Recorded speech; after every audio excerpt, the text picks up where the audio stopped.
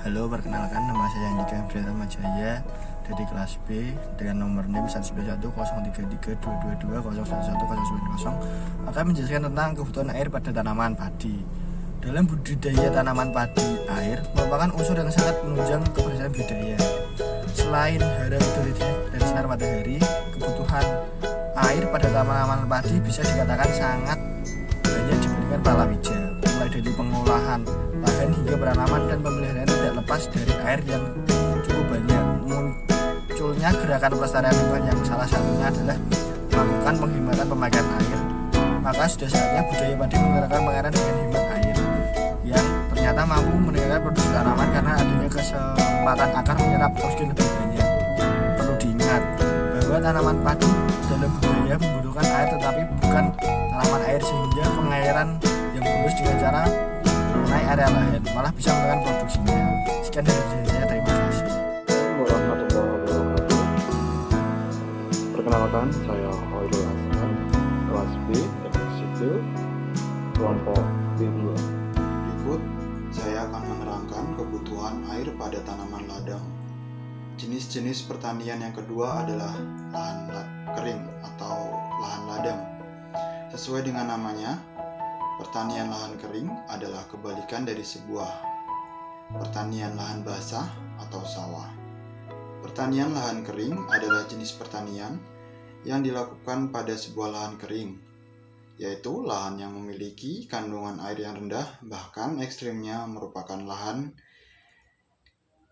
yang cenderung gersang dan tidak mempunyai sumber air yang pasti seperti sungai, danau, ataupun saluran irigasi. Biasanya berlokasi di atas 500 meter di atas permukaan air laut. Akan tetapi banyak juga yang melakukan pada dataran rendah. Contoh pertanian lahan kering ialah pertanian terong, cabai, ataupun kacang-kacangan. Assalamualaikum warahmatullahi wabarakatuh. Perkenalkan, nama saya Sadi Saloka Mulya Nugraha dari kelas B dari kelompok B2. Air merupakan substansi pembawa sifat yang diturunkan dari induk ke generasi selanjutnya. Gen mempengaruhi ciri dan sifat makhluk hidup, di mana pada tanaman mempengaruhi bentuk hijau, warna bunga, dan rasa buah. Gen juga menentukan kemampuan metabolisme sehingga sangat mempengaruhi pertumbuhan dan perkembangan tanaman tersebut.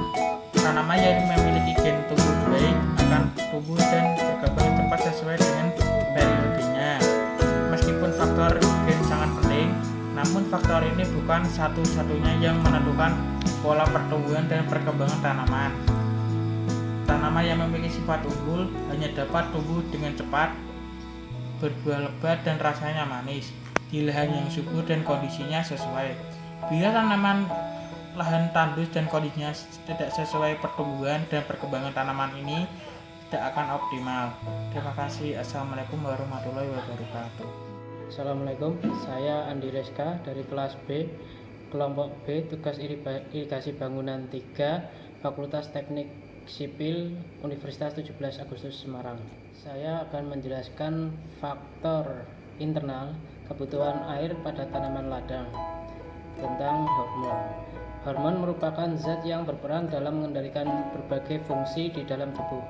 Meskipun jumlahnya sedikit, hormon memberikan pengaruh nyata dalam pengaturan berbagai proses dalam tubuh. Hormon merupakan hal yang mempengaruhi pertumbuhan dan perkembangan pada tanaman dan ada berbagai macam jenisnya. Nama saya Nur Ahmad Wahyudi.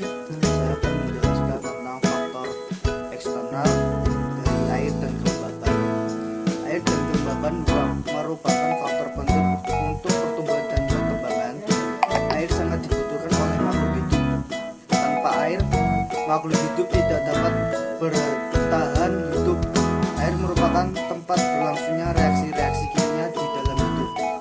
Kelembapan mempengaruhi keberadaan air yang dapat diserap oleh tanaman, mempengaruhi penguapan. Kondisi ini sangat mempengaruhi sekali terhadap pemanjangan sel. Kelembapan juga penting untuk mempertahankan stabilitas bentuk sel.